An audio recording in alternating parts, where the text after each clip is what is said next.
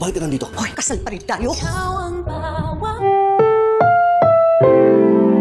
Ang programang ito ay rated SPG. Striktong patnubay at gabay ng magulang ang kailangan. Maaaring may masiselang tema, lengguwahe, karahasan, sexual, horror o droga na hindi angkop sa mga bata. Galit na galit nga si Lynette matapos nga niyang malaman na hindi pala valid ang kasal nila ni Dr. Carlos Benitez. Ito ay dahil hindi naman nakipaghiwalay si Dr. Carlos Benitez sa dati niyang asawang si Irene. Lumalabas na invalid ang naging kasal nilang dalawa ni Dr. Carlos. Kaya naman ayon kay Lynette ay wala na siyang karapatan na manatili pa sa tahanan ni Dr. Carlos Benitez. Nung mga oras na yun nga ay gustong pigilan ni Dr. Carlos Benitez si Lynette sa kanyang pag-alis, subalit isang malakas na sampal lamang ang ibinigay sa kanya ni Lynette. Sinabi nito na sa kanilang dalawa ni Dr. RJ Tanyag ay mas masahol pa ang ugali nito. Sinabi nga ni Lynette na mas mabuti pa si Dr. RJ Tanyag ay inamin na sa simula pa lang ang kanyang pagkakaroon ng asawa upang hindi lumabas na maging kabit siya.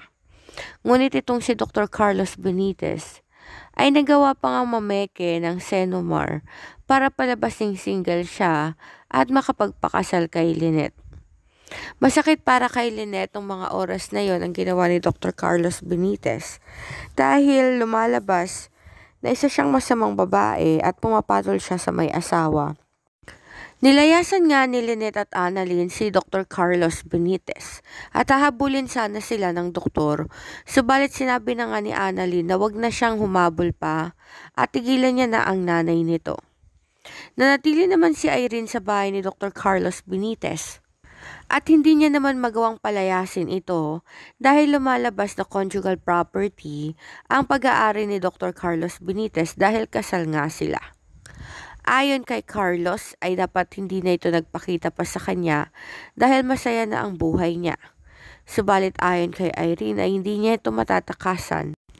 Ipinakita pala ni Irene kay Dr. Annalyn Santos at kay Lynette ang kanyang ebidensya na marriage contract upang patunayan nga nakasal silang dalawa ni Dr. Carlos. Nagustuhan mo ba ang kwento ngayong araw na to?